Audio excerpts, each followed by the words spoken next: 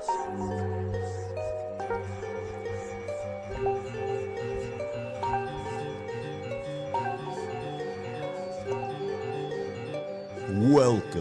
to Paranormal Almanac with your host, Curt Sandvik.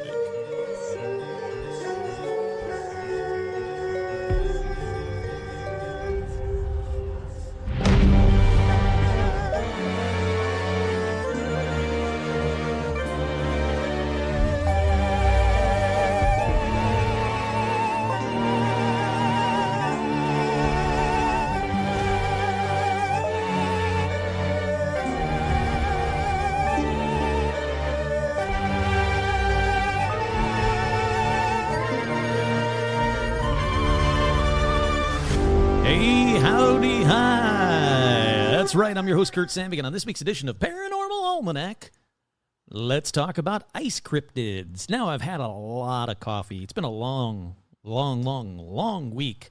So, I'm caffeinated up. I got a brand new cup of coffee right in front of me. Let's crank this puppy out. So, first, let's get to shout-outs. As always, head on over to patreon.com/paranormalalmanac if you would like to support the show. That's the best place to do it. Or you could buy merch, which we'll talk about in a little bit. Or you could share it with your friends. You could leave a review. There hasn't been a review. I'll be honest. There hasn't been a review of Paranormal Almanac in quite a while. But if you're going to leave a bad one, don't do that. Why would you do that? But if you're going to leave a good one, and you haven't done so before, there hasn't been a review of Paranormal Almanac in quite a while. So, yeah, help me out any way you can. It helps. You have no idea how much the patrons help me. Well, you do, because I tell you every week. It's true. So shout-outs going out to Sophie Alice, also known as, a.k.a. the Babster. Your local cryptid, Flory, Naughty Innuendo, Jen, Danny Darkcipher from Australia. Hey, since it's cold in America, it means it's hot in Australia, right? I'm pretty sure that if, fourth grade geography taught me anything, it's that. So, Danny, I hope you're keeping warm and having fun and doing all kinds of crazy fun, warm things while people in America are freezing. Shout-outs to Sarah Jane Oxley, I can talk, Angie V, Lisa Cervantes, Curious Hedgehog, Diana, Mr. J, George Berg, Casey the Pitbull, and puppies including Stitch, Deb B, GC, Tracy, Newt MacGyver on it. Speaking of MacGyver on it, real quick, They Might Be Giants have a new EP out called Eyeball. It's fantastic. I think it's got 3 songs, maybe 4. It's so good. And if you're a member of their fan club, one of the secret songs that I'm not supposed to talk about when I'm not really talking about it, it came out today. So if you're a fan club member, check your emails. B. Melty, Avril, Loch Ness, Not a Monster, Stacy, Leviathan, Stygian, Johnny the Pommy, another one where it's got to be, if I'm correct, and I'm pretty sure I am, it's got to be warm there too. So I hope you're having fun. I don't know, going to the beach, getting outside, soaking up those rays. I got to say, not that I have anything against Australia, because you know I love Australia, but I have been hooked lately. Not lately. It's been I get in these cycles of absolutely loving New Zealand, which is weird because I've never been to New Zealand. I've never been to Australia. I've never been to Europe. I've been to North America and the Caribbean, and that's it. But I got really into New Zealand lately, and man, it just seems like a cool effing place. Both Australia and New Zealand seem like cool effing places. And I'm going down YouTube rabbit holes left and right about New Zealand lately. It's weird. Anyhow, JT, Doogie Whore, Mike G, Tracy B, Richard, Alec, Karen, Duran, Lori, Rebecca, Ann, Stephen Scher, hey howdy hi, Jane Ann, Jennifer, Heather G, Zuzus, what's it? Nico Scher and the Mouse, hey howdy hi, Andrew, Mark and Tina, Tortuga, Alabama White Thing. Man, I always forget. I want to get like a when I do Alabama White Thing. I forgot. Andy, Virginia Mailman, Tony, the Magician. Tony the Magician, I've been trying to teach myself a new magic trick because of my buddy Zach and Robert. And I I do not have the hand dexterity to do 90% of this is a basic trick for all you beginners. Nope, not me. I need all you stupid beginners. That's where Curt needs to learn. Vicky, Crow, Isabel, Jen, Amber, Tracy, Sandy, Paige, Couch, Scott, Andrea, Vanessa. If I was the devil. Elizabeth, Sherry, hey, howdy, hi. Hope you're doing okay. Gotta hang out with you soon. Art Muffin, Tim, East Clintwood, Kenneth, Alexandra, hey, howdy, hi. Zozo the Demon. That's right. Mixing it up. Hayden, Cindy, Ashley, Robin, Lauren, Russell, Isabel, Audra, Dorian. Hey, hi. Hey, howdy, hi, buddy. Spoiler, Dorian. I'm going to be making a joke about you later on in this episode. Cindy, Jerry, Jeff T, Lawrence, the Lawrence Strawn. Hey, howdy, hi. Veronica, Autumn, Carolyn, Naneshi, Todd, Jamie, and Elijah Hendrickson. Dan, Laura Pitts, and the one, the only, the incredible Gamer Fan. Okay, I've got a lot of special shout-outs for this one. I'm going to start with the ones that I always start with, which is Joe and Stitch. And then Roger. I've known Roger my entire life. He was like my uncle. Sadly, he passed away this past week, so a very, very special shout-out to Roger. It's a weird thing to think about the world without you. And to get onto a happier note, a very, very, very special shout-out to Valkyrie Thunderpaws, the newest paramanianimal. You figure it out. Animal. I don't know. Someone combined Paramaniac with animal, and then that's what you got when you got a Valkyrie Thunderpaws. Freaking adorable. Also, a very, very happy birthday to Menace the Beast.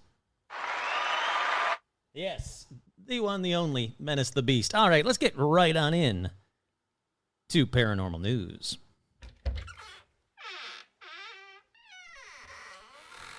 I'm going to drink some coffee. There's something in here.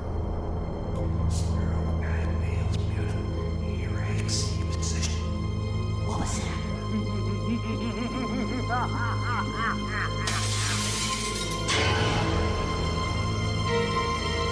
It's time for paranormal news. Paranormal news. Okay, good.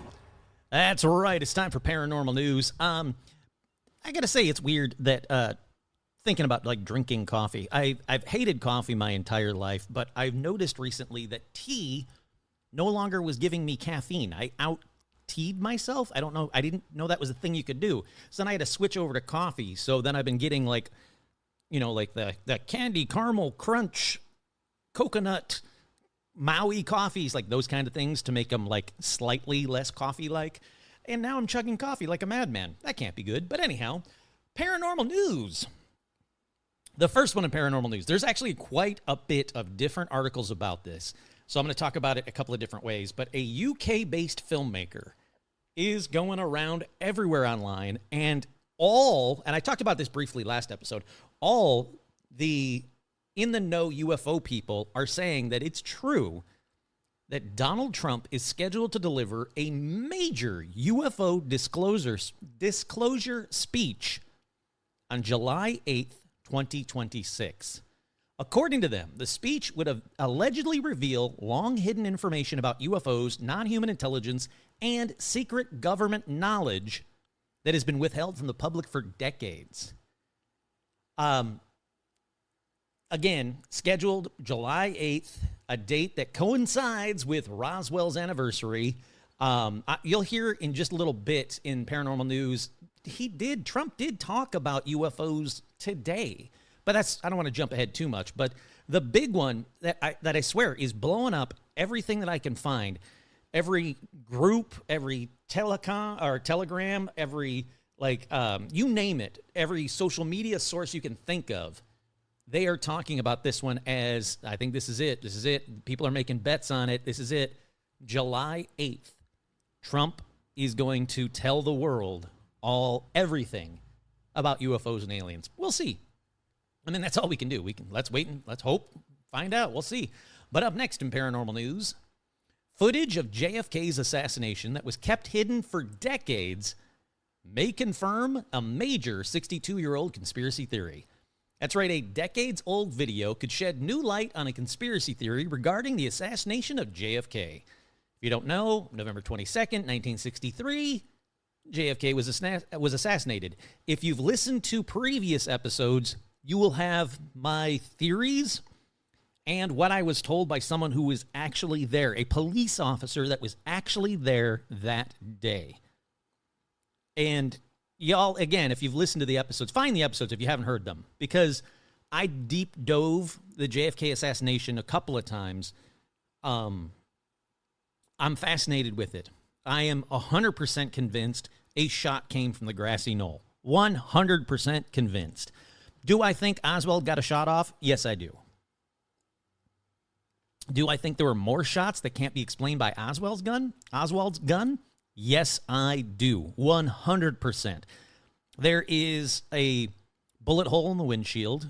There is another bullet, not hole, but like dent from a bullet in the windshield frame on the other side. There's a lot of stuff that just doesn't add up, besides the fact the Warren Commission doesn't add up. But anyhow, back to this story. And I've just told you everything about that. Here we go. Footage from the fateful moment taken by Orville Nix, an air conditioner repairman, which has not been seen since 1978. It's a grainy 8mm footage taken from the grassy knoll. So, again, right where I think one of the shots came from. It was sent for analysis by a Los Angeles company and later fell under federal ownership, but they claim to no longer have it. Now, Nix died in 1972. His son launched a legal battle to recover the footage because it's worth millions. He says 900 million. I think that's a bit high, but millions nonetheless. When he passed away, his granddaughter, Linda Gale Nix Jackson, she's now taken up the charge to get the footage back. They think the footage could answer some of the questions surrounding Kennedy's death. There's a man named Scott Watnick of Wilk Oslander LLP who is acting on behalf of Linda, and he claims advancements in technology could help the footage to be made clearer. And that's true. There are very clear Zapruder films out there that AI has cleaned up. The problem with that being that if you don't use AI just right, and by the way, F AI. I hate AI. Let's get rid of AI completely. I am so sick of AI taking people's jobs, and I know it's gunning for my day job. So can we just stop with the AI? But AI has been used to clean up the Zapruder film a ton of times on YouTube. But if you don't prompt it correctly, yeah, it can add things to it. We don't want that. We don't want anything added to it. Just clean it up to make it as clear as possible. Anyhow, this guy told the New York Post, it's really the only one that is known to have captured the grassy knoll area of Dealey Plaza right as the assassination occurs.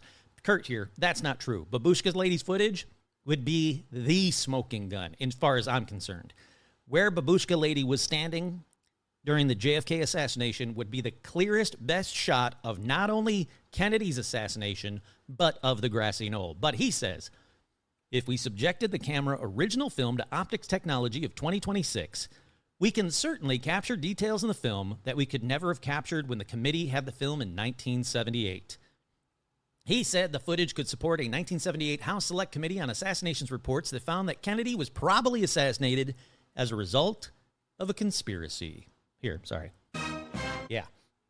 A federal judge has now ruled the legal proceedings to recover the film can go ahead, meaning if the government admits to where it's at, which is a big if, the family might finally get it back, and that's huge. They've been trying since 1978. That's insane.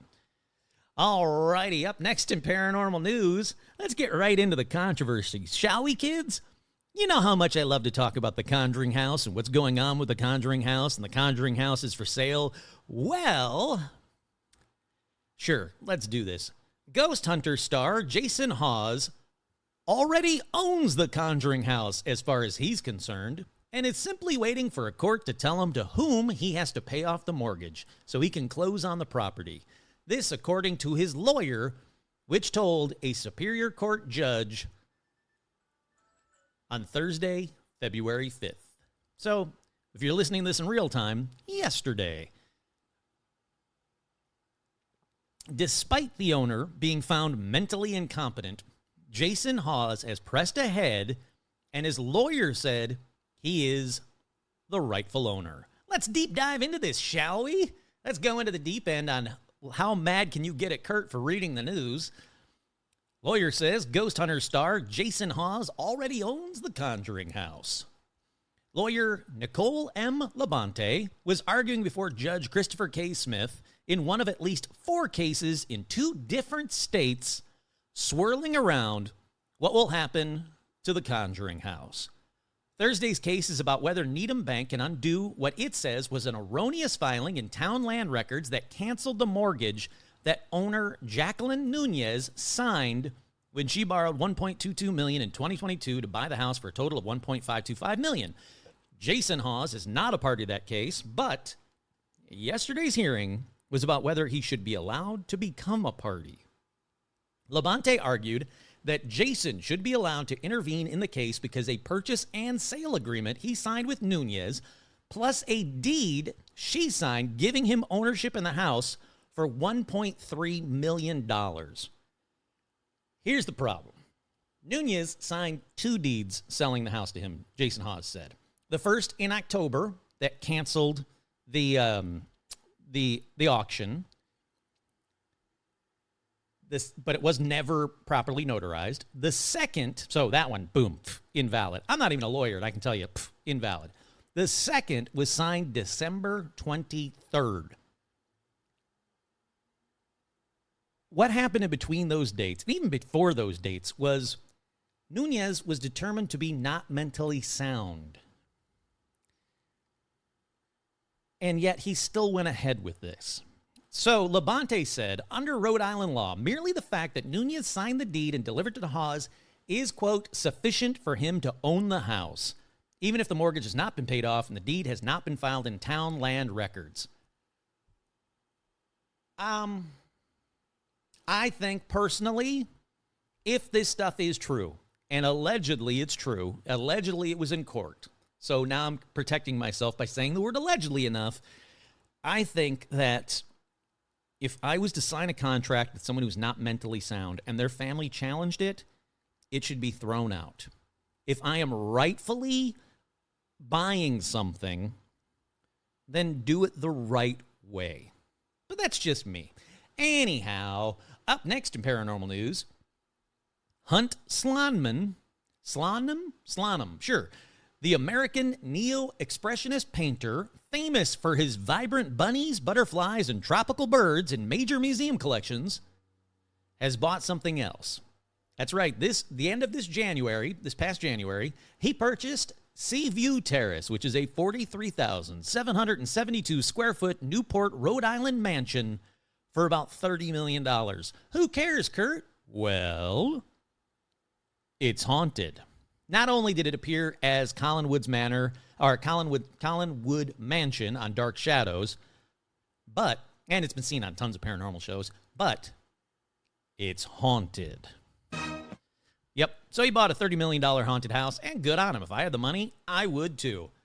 And one day I will. Up next in paranormal news, impossible mid-air moves?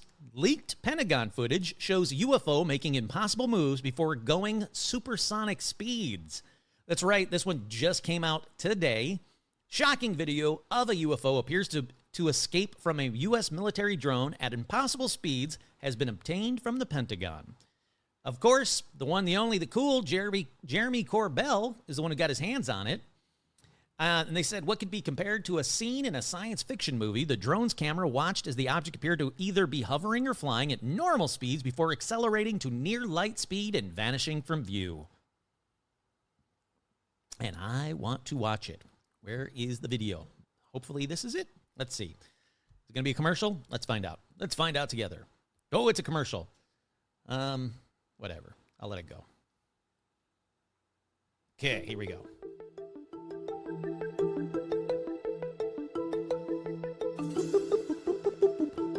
All right. I see a white dot.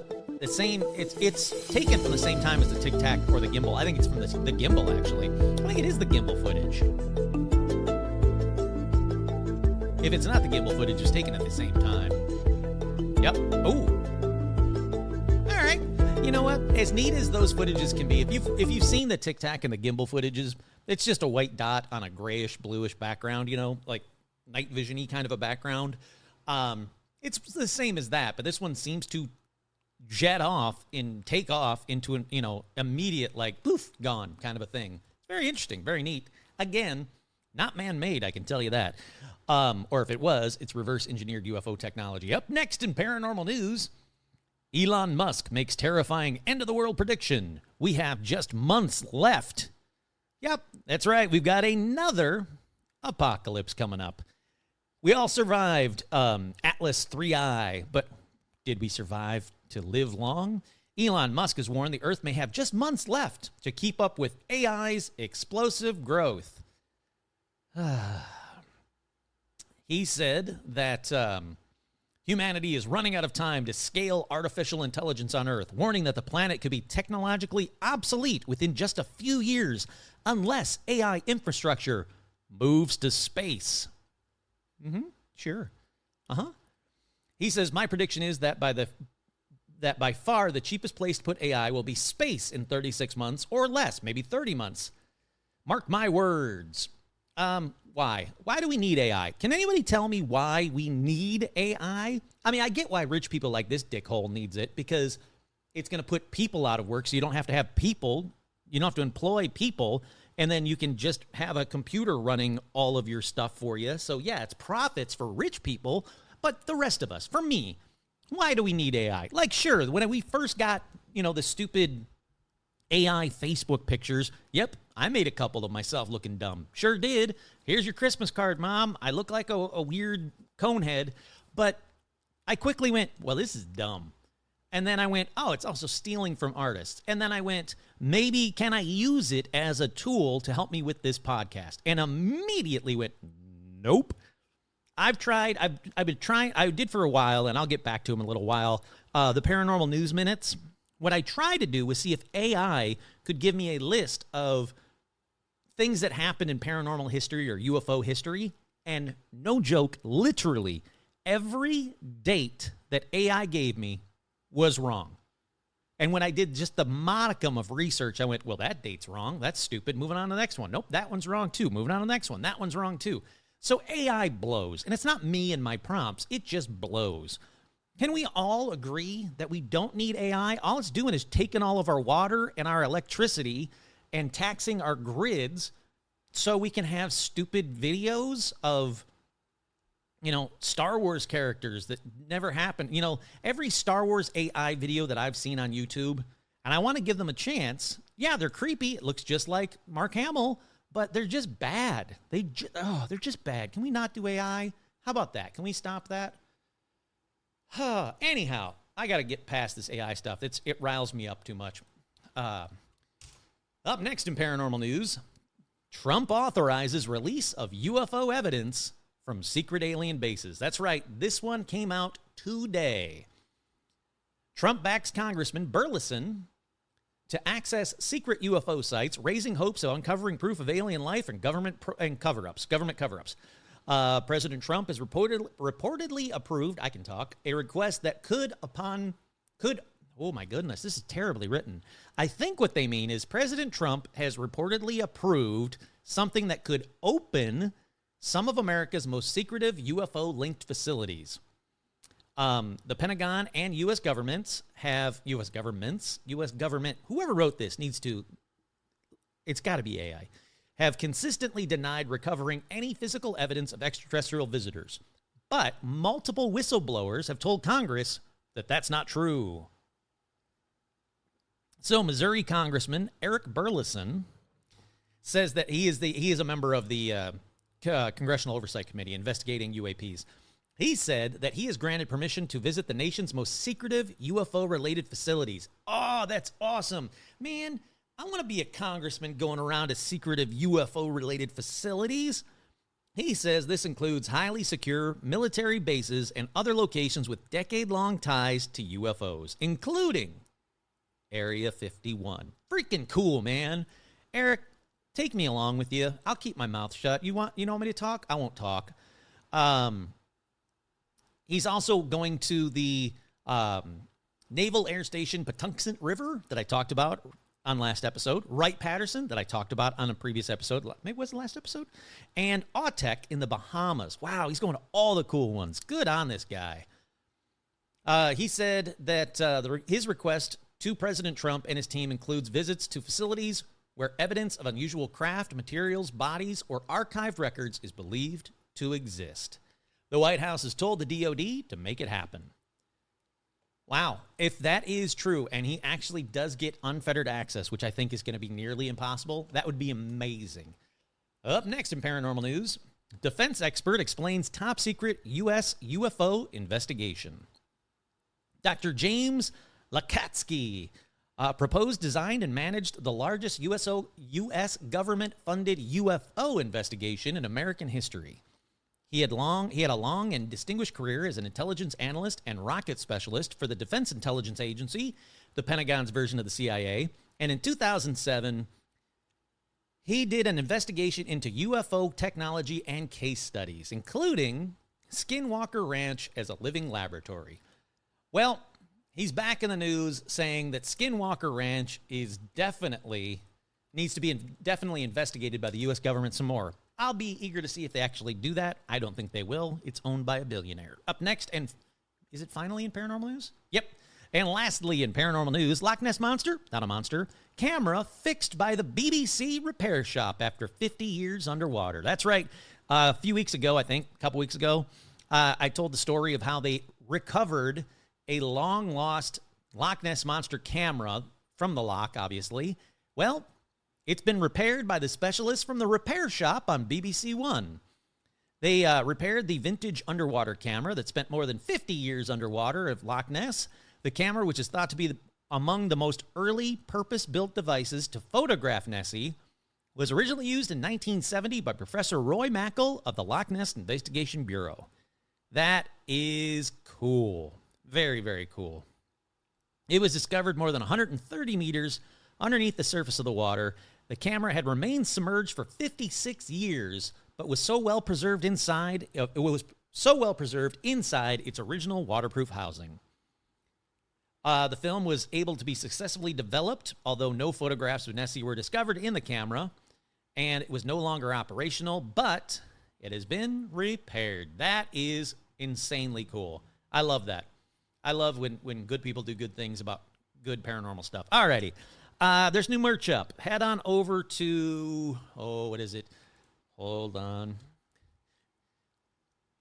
Paranormal-almanac.dashery.com. That's paranormal-almanac.dashery. That's D as in David, A-S-H-E-R-Y, Dashery. So paranormal-almanac.dashery.com for all your brand new Paranormal Almanac merch, including fanny packs, bum bags, as some of you will say, shorts and shirts and tie-dyes and hoodies and you name it, it's in there. Bags and tote bags. I had a lot of fun making a lot of new styles. Hopefully you like some of them. Alrighty, we'll take a quick break. We'll be right back with more Paranormal Almanac after this.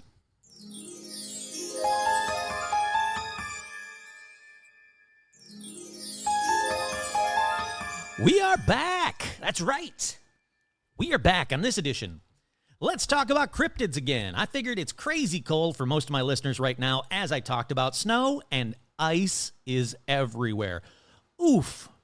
I hate ice. I hate ice.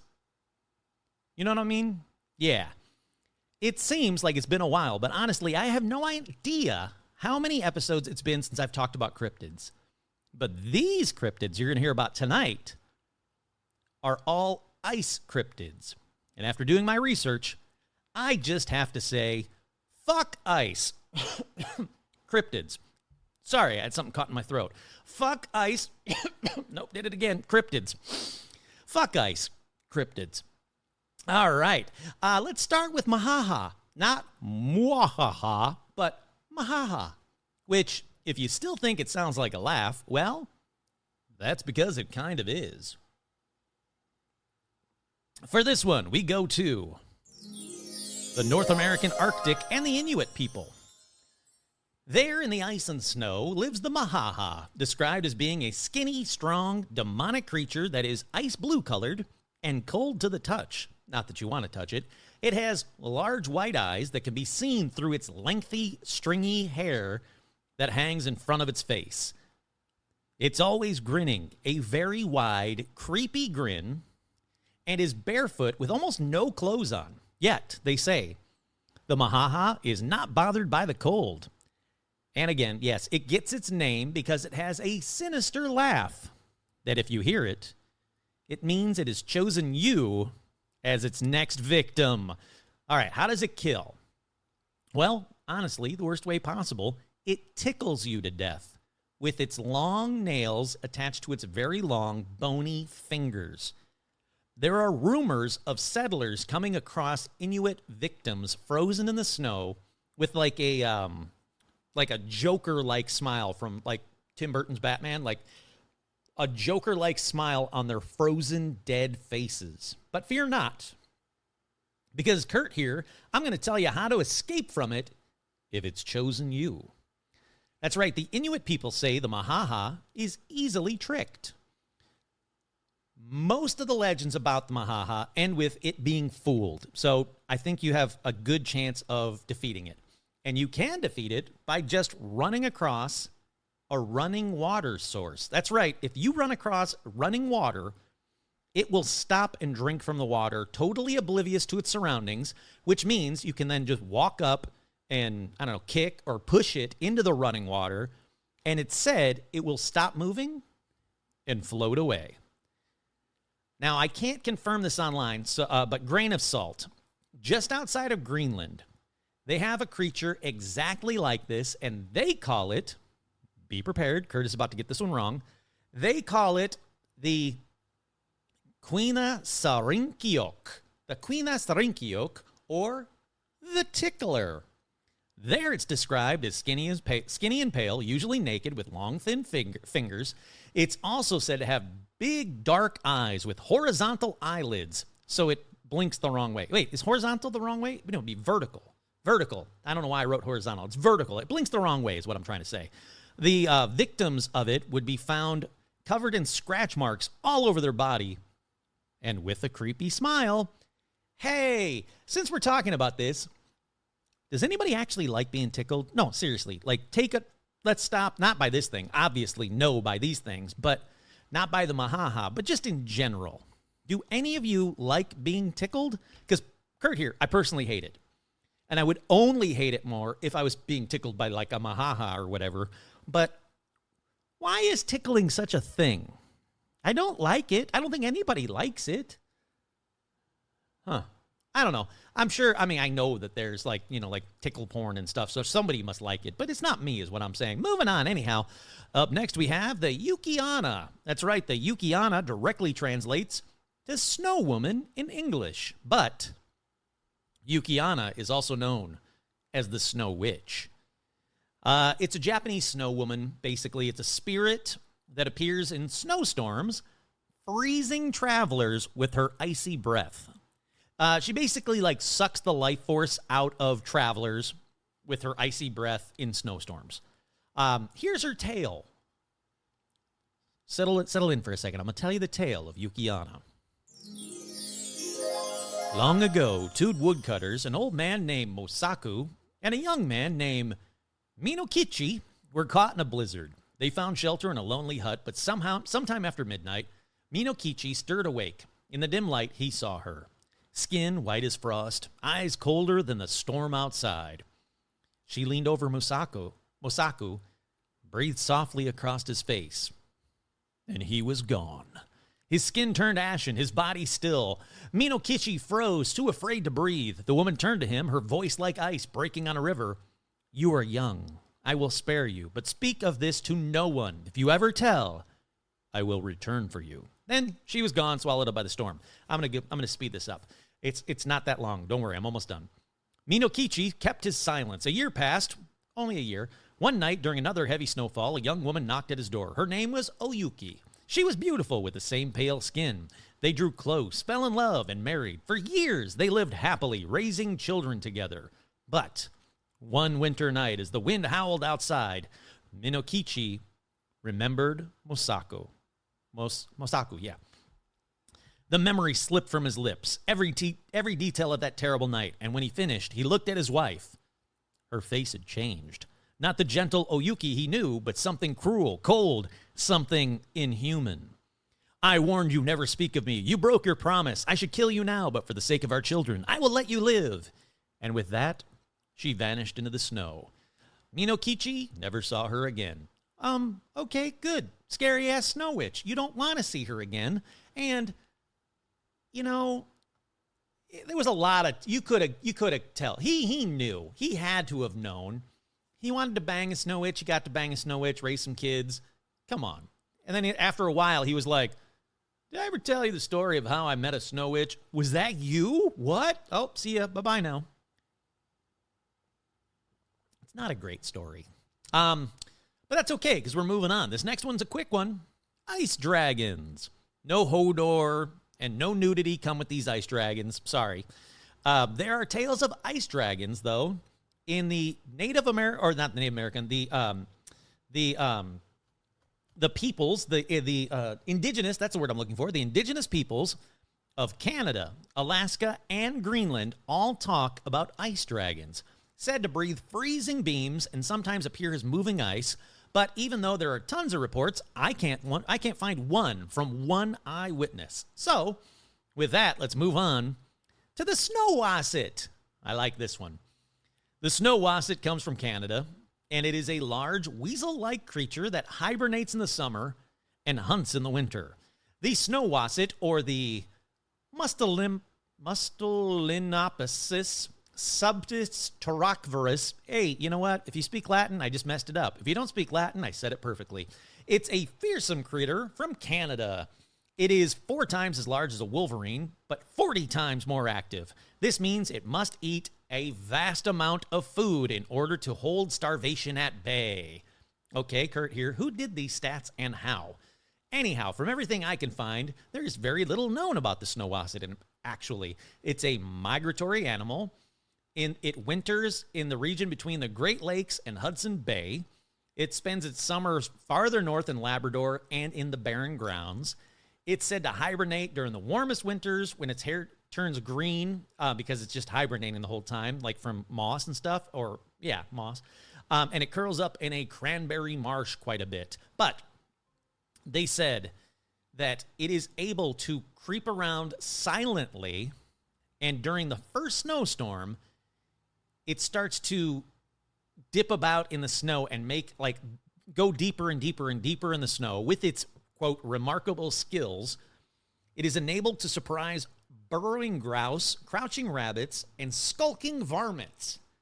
It even eats wolves, and according to woodsmen, a lot of woodsmen back in the day would get lost and die in the snow, and they blame the snow wasset. They say that the creatures pulled people down into the snow, that it made like burrows into the snow.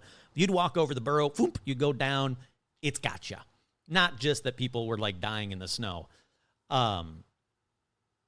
Supposedly, one specimen was examined by settlers.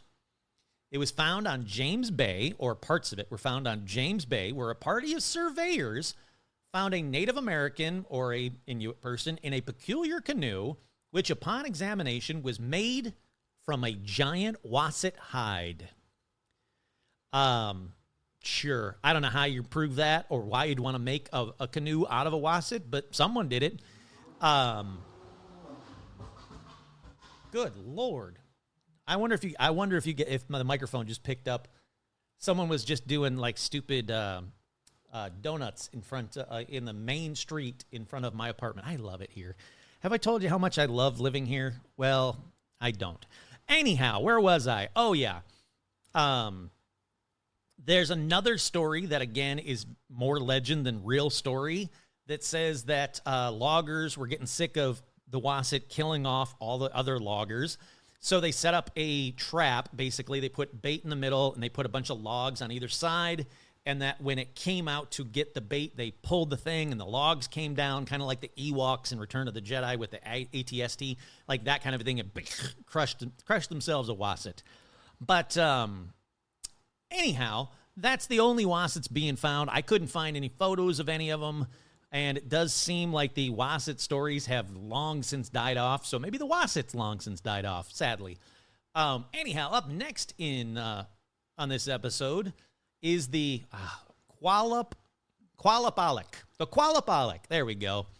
It's the equally hard to pronounce Qualapalek or Qualapalupit, depending on where you find your information. It's an Inuit humanoid creature that lives in the sea and steals children who wander too close to the ice edge. And I've actually talked about this one on an episode a long time ago. She's often depicted with green skin, long hair, webbed claws, scales, and fins. The Qualapalek is known to wear an almaty, which is a traditional baby-carrying parka. She hums, basically, and when the kids are like, oh, where's that humming coming from? I'm going to get close to the edge of the water to see it. Snatches them, just takes them, sucks them down with her, puts them in the little baby-carrying parka, and boof, she's gone. They are said to lurk underwater in the Arctic regions of the world, living along the coast. They hunt along ice floes, again, kidnapping children that wander too close.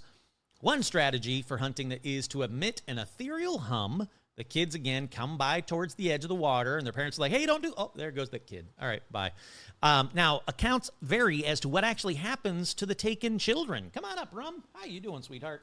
Yeah, you want to make an appearance on this episode? Hi, beautiful. I love you, too. They don't know exactly what happens to the children. Some versions say kids just eaten. Others say they're held in a stasis-like state and used to fuel the youth of the Qualapalek, like sirens luring in their prey of sailors. Basically, they're trying to say the Qualapalek might be the sirens or the mermaids that were spoken about by white men. And I can't prove them wrong. I have no idea.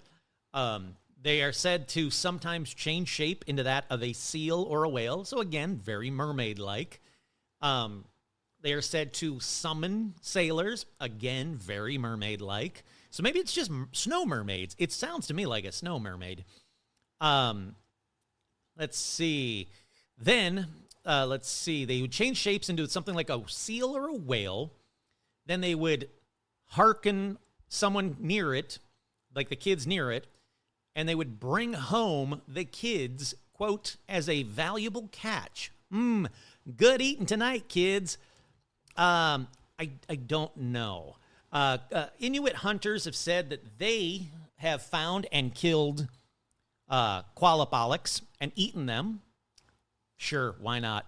There are tales of children being willingly given to the Qualapaleks.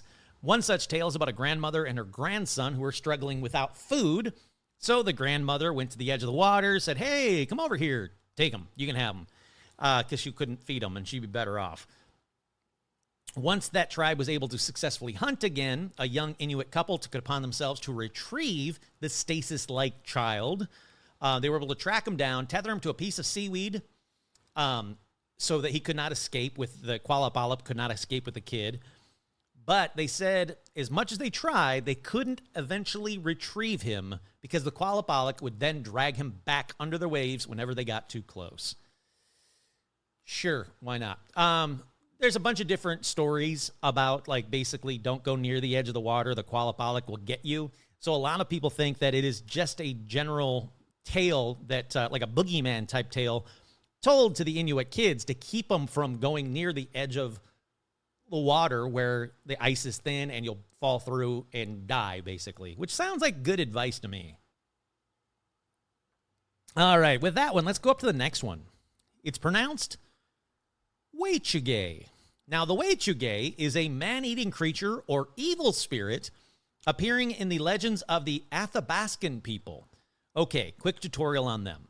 They are a major ancient family of over 30 to 50 distinct languages spoken across vast regions of North America, from Alaska and Western Canada all the way to the Pacific U.S. Pacific West, and all the way down to the Southwest. So an indigenous people called the Athabascan, who were basically all over Canada, all over the Northwest, all the way down to the Southwest. But what is the Waychuge? Well, it's a giant spirit made of ice that's cannibalistic. So does that mean it eats ice? Because it's cannibalistic and it's made of ice? Let's find out together. They resemble animals, but they were once human that were possessed by another Waychuge. Okay, it's kind of like the Wendigo or Wendigo, depending on how you pronounce it. The Waychuge seeks to eat people. Basically, it lures them away from their other people. And once they get them separated, they eat you. And being a Waychuge is considered a curse and a punishment. They are, again, destructive and cannibalistic creatures.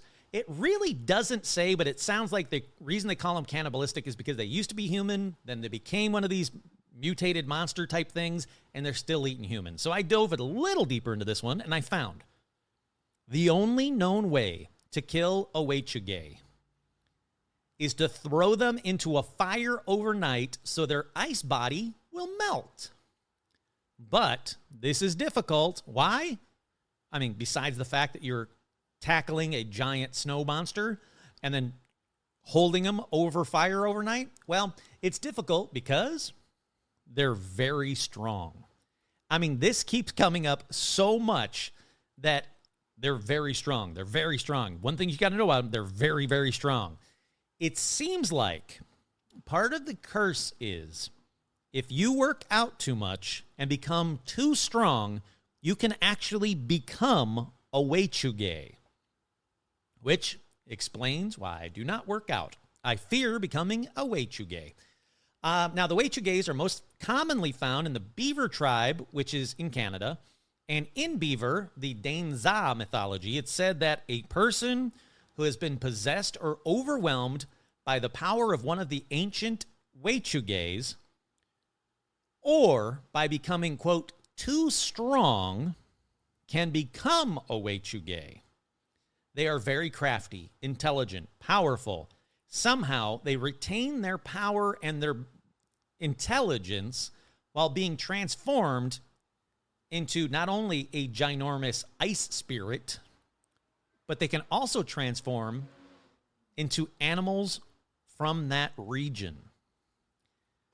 Professor Robin Ridington, again, grain of salt this one, came across stories of the Waychuge while speaking with the Dainza people of the Peace River region in Western Canada. The Dainza fully believe one could become a Waychuge by breaking a taboo and just becoming too strong. So, yeah, again, if you just work out too much, you might become a Waychuge. So if you take anything away from this episode, Dorian, I warned you in the beginning of this episode, Dorian is a Waychuge. And if you don't know it, he can lift crazy amounts of weights, and he posts it on Facebook, just like Waychuges do. So Dorian, I'm sorry to call you out. I figured you out, pal. You're a Waychuge. But again, good on you, man. I couldn't lift, what was it, like 245 pounds or something? It was crazy. Look, I was trying to add up. There's a photo of him like deadlifting something that's just way too heavy for me. Like I would have been crying with one of these 45-pound weights, but there's a stacks of them. And I'm like, all right, it's 45, that's times 45 times 5. Then I have to be like, hey, Alexa, what's 45 times 5? And Alexa gives me the answer, and I go, well, that's way too much weight. I don't know what Dorian's doing, but that's way too much weight. So good on you. I guess what I'm trying to say is if you're a paramaniac or a patron and you need help, like you need someone to help lift a car off you, don't ask me. I couldn't do it. Ask Dorian. All righty, anyhow, up next, let's talk about, it's another legend from the Inuit. It's the Akuta Yuck. That's it, Akuta Yuck. It's a woman monster, and I don't know if I can say not a monster yet. We'll find out together. The Kutayak means the one who drills. Oh, yeah. Her name was Trisha in my high school, the one who drills. Kutayak and her nameless brother capture people and take them to ritual circles of ice pillars. Now, the brother's job is to hold the victims down while she uses the sharp pillars of ice to drill holes into them. Oh, nope, not the same as Trisha then. She didn't do that, as far as I know. The bodies are then left buried under the ice pillars. And then, obviously, you die because she's drilled a bunch of holes into you. So what do you do if you run into one, Curt? Well, I'm glad you asked. Rumor has it you won't, because she's dead. That's right. According to Inuit legend, an ancient hero killed a Kutayak. After her death, her brother was like, "Oof, F this, I'm out of here." Never heard from him again. They didn't even know his name. Like I said, they never was like, "Hey, what was your name, buddy?" Nope, he's gone. He just skipped out. So was she a monster? Maybe. But she's dead now, so let's move on to the Kaikirn.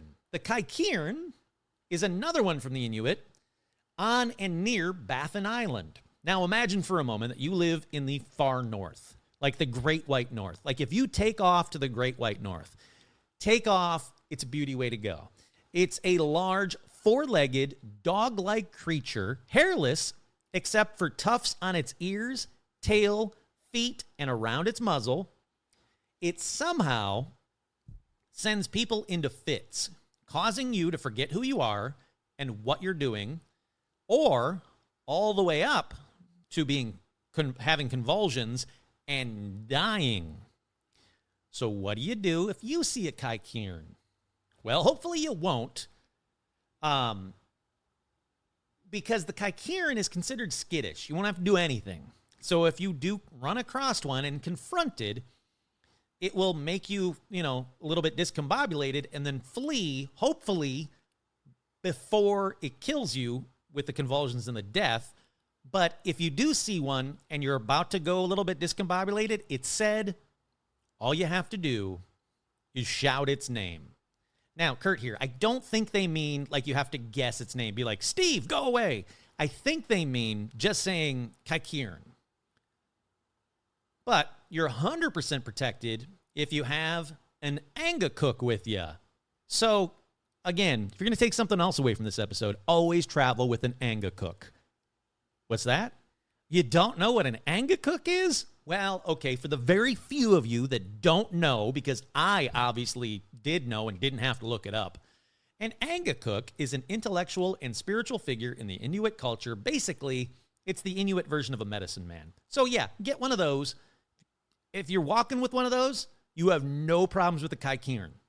Don't have to worry about them all. Don't have to guess their names. And how they know they're one of them, I don't know. It doesn't say, but apparently it's going to know, and it's just going to run away from you. So, again, if you're traveling to the Great White North, get yourself an Anga cook. Up next, let's talk about the Nukkalevi. The Nukkalevi is a terrifying winter sea monster. I don't know if it's a monster. Let's find out together. That lives in the ocean near the Orkney Islands of Scotland. Yes, finally, we're moving across the pond for this one. The name is derived from the Nukkalevi, or the Nukkalevi, which is believed to mean the devil of the sea, which is much better than the chicken of the sea. It is considered related to the Nordic Nok or Nuggle. Don't worry, I'll get to them in a second. Let's focus on the Nukkalevi first.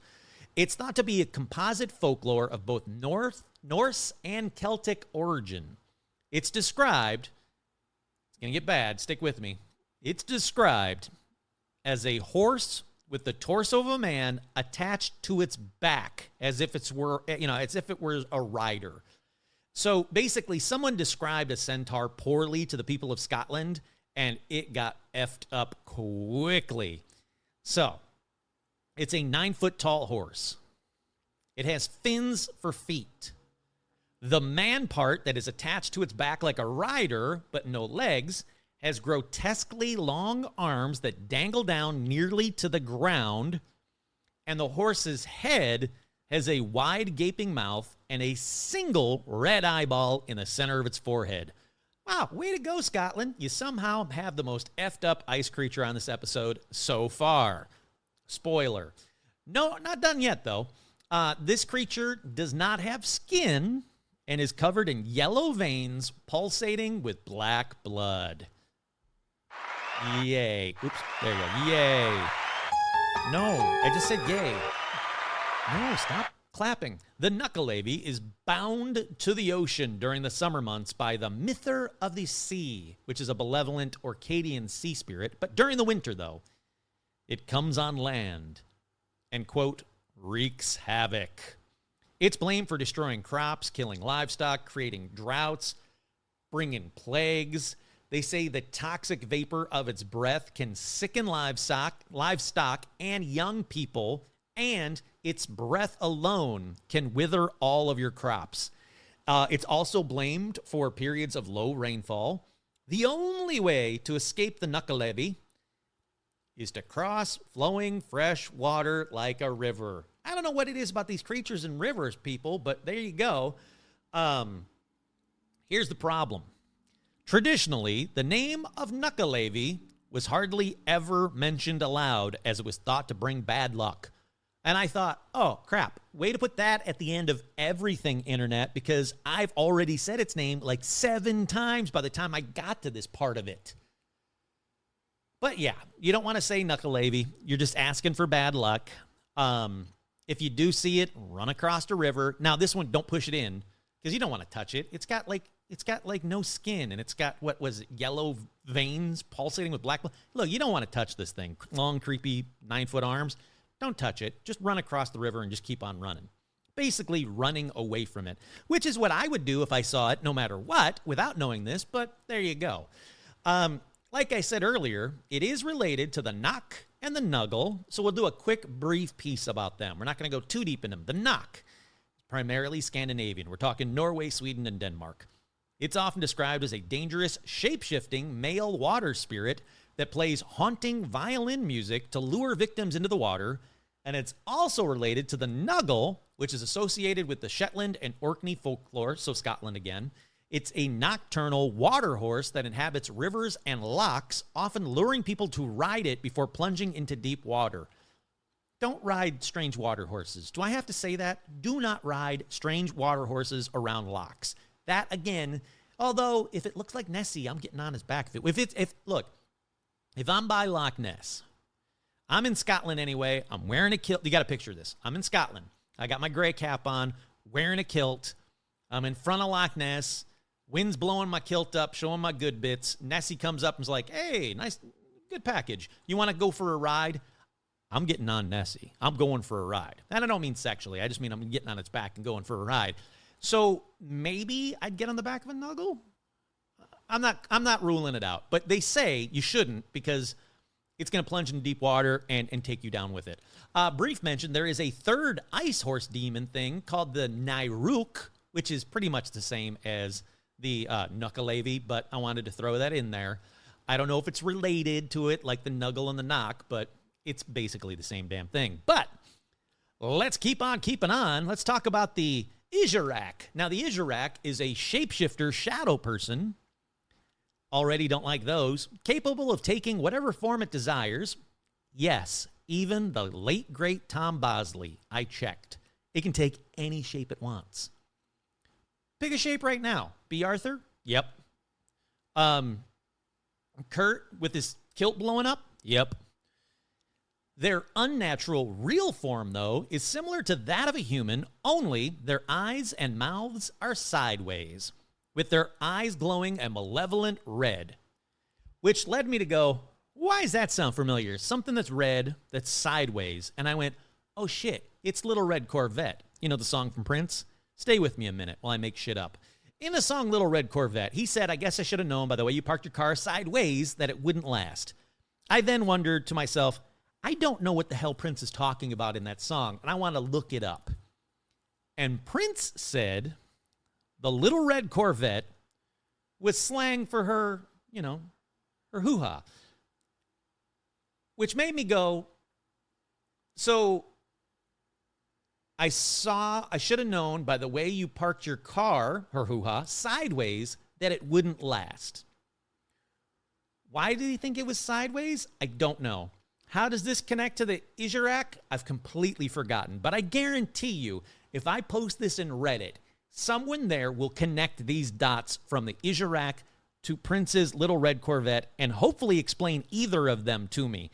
Because again, the song Little Red Corvette, if you replace the word Little Red Corvette with just vagina or whatever slang you want to say, the P word, whatever you want to say for vagina, that song still doesn't make any sense at all. It confused me as a kid. It confuses me now. But anyhow, Ijarak. The Ijarak plural is called the Ijarat. They kidnap children and also like to lead people far away until those people are lost in the snow and die of exposure. So what do they look like? Well, even though I said it's a shape-shifting shadow person and their unnatural real form is similar to that of a human, except with sideways mouth and eyes with glowing red eyes, how do we know what they look like? Why? Because they're only seen out of the corner of your eye and cannot be seen if you're looking directly at them. They neither inhabit this world, nor are they quite outside of this world, basically existing in two worlds at once, so a transdimensional kind of being. Legend says that people who went too far north became trapped between the world of the living and the dead and became the Ijarat. The home of the Ijarat is a cursed land, causing even the most skilled of travelers to become lost if they stumble upon it. Basically, it creates mirages that people go, oh, cool, it's, an In-N-Out burger. And then you go to the In-N-Out burger. Nope, you're trapped in a snow thing. You're lost. Boom, you're gone. But even if you survive an encounter with the Ijarat, you will have no memory of it as they cause forgetfulness to those they let live. So, Curt here, how in the hell do we know anything about them? How did word get out? If I don't remember surviving an encounter with them, how are they a thing? How do I know that they shapeshift to even Tom Bosley or B. Arthur? How do I know their eyes and mouth are sideways? Don't know. No one can explain that to me. So I'll just keep on going. The Ijarat are generally considered evil. No shit. Malicious and to be avoided at all costs. Really? So glad you told me that. I should avoid them, right? Because it's going to, make me walk around aimlessly in the Great White North until I'm dead. Sure. Okay, I guess I will. The Ijarat is sometimes confused with the Teriakasuk, which is another type of shadow person. The Teriakasuk, which is plural, are half men, half caribou monsters that can shift between their forms and are possessed of, quote, malignant will, terrible claws, and share the shadow people's ability of invisibility and non-detection. They lead you to your death in the bitter cold. Look, basically, stay away from any half-person, half-beast thing that are trying to get you to play in the snow. I don't care if it's a mermaid in frozen waters or a centaur on a snowy vacation. Stay away from it. I seriously hope I don't have to be the one to tell you to stay away from nightmare-fueled creatures in the snow. But if I do, if you take one thing away from this episode, it's this. Look outside right now. If you're in America, chances are you look outside, it's snowing. Is it snowing? If yes, go build a snowman. Or leave extra nuts out for squirrels and deers. But if while you're out there, you see anything else that could possibly look like a half-human, half-creature-y thing, even out of the corner of your eyes, go back inside and never leave your house again until all the snow melts. That should do it, okay? Look, I don't know how to tell you to stay away from weird creatures that are trying to lead you out into the snow. I just don't. I'm hoping that I don't need to be the one to tell you. Hopefully your parents told you that. That should have been like one of the main things your parents told you. How to like parallel park, change a tire, and also don't let some weird creature lure you out into the snow. Up next, we got the Barbagazi. That's right. The Barbagazi is a French-Swiss type of gnome from the French Barbaglache, which translates to frozen beard. They're small humanoid creatures with big beards and oversized feet. I like this one. Stick with me for a minute. They travel around using their feet as skis their feet as skis to zoom around the mountains. These little guys, I can dig it. They can also use their big feet as snowshoes if the conditions call for it, it says. I don't know what the conditions need to call for, but sure. During the warmer months, they return to deep tunnels within the mountains. And holy new word time, folks. Everybody. Wait, hold on. Nope. Here we go. Not even that one. It's going to be this one. Everybody pay attention to this. It's new word time, kids. These Barbagazi, in the summertime, they travel deep into the tunnels within mountains. They estivate. Estivate is the new word of the day. Basically, it's hibernate, but for summer. Please tell me I am not the only one that did not know the word estivate existed. I didn't know there was an opposite to hibernate. And it's real. So what else? What the hell else estivates, Curt? Let's find out together. Mollusks. Sure, why not? Ladybugs. What? Did you know ladybugs estivate? I didn't know this. Tortoises. Okay, sure. Crocodiles. Wait, why are they estivating? Don't they love the warmth? The western swamp turtle. Yep, it estivates. The African lungfish and the salamander fish. And I saved the best for last. The best creature. Oh, wait. Do I have a drum roll? Let's see if I've got a drum roll. No. Here, take your guess now. Take your guess now. What do you think the best real creature, real animal, not possible cryptid, the best real animal that estivates? What is your guess? Think about it now. The fat-tailed dwarf lemur. That's right. The fat-tailed dwarf lemur likes to estivate. Anyhow, back to Barbagazi. I didn't know that was a real word, though. I'm serious. Like, I'm in my 50s. How come no one told me that there's an estivate, an opposite of hibernate?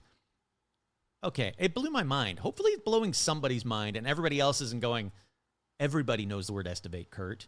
Emilio estivate. Barbagazis, they aren't usually seen by man because their habitat is way out of the way, unfortunately, but it doesn't mean it doesn't happen. But what happens when a human runs across these cool little gnomes with big-ass feet? Well, it's said the Barbagazi likes people and helps them out. They've been known to help shepherds find lost sheep. They're always on the lookout for avalanches, and if one is imminent, the Barbagazi will let out a sharp whistle as a warning to humans around. Then it's said to surf on the avalanche with their big-ass feet to rescue people trapped in the snow. These guys are cool, man. The Barbagazi will often do their best to help dig out the individual or ensure they receive help. So far, this is the only ice creature that I truly, truly like on this episode, I think. I'm pretty sure, yeah.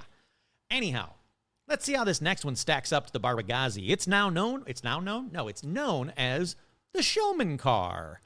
The showman car, another one from the Inuit people, roughly translates to the man of snow and is basically, for all intents and purposes, a Yeti. I know, don't shoot it. We all know that. Let's keep on. Let's dive in. The showman car is 7 foot tall, hairy creatures covered in white fur.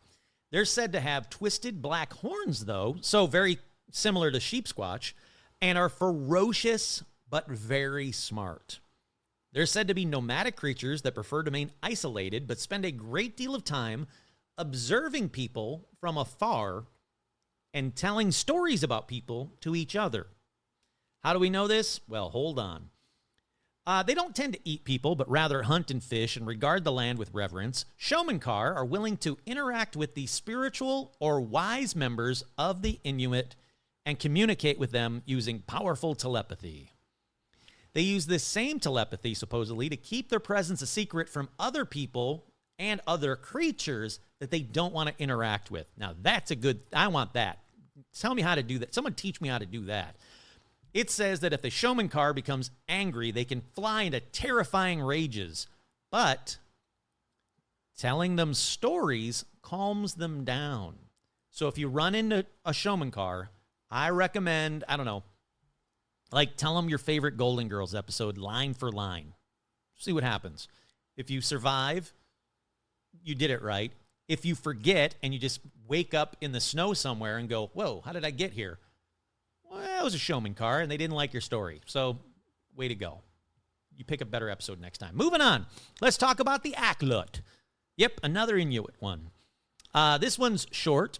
Not them. The story is very short. They're a creature that takes the form of an orca in the water and a wolf on land. It's said if you see wolf tracks that go into the water, you got yourself an Aklut. I was trying to do my best. The hell that guy's name is. You know, you might be a redneck. That dude. How do you know, though, that you didn't just see a wolf going for a swim and then an orca separately a little bit later on? No idea. No one explained that to me. What do you do if you see an Aklut? I don't know. No, I don't know. No idea. It's everything just says avoid them.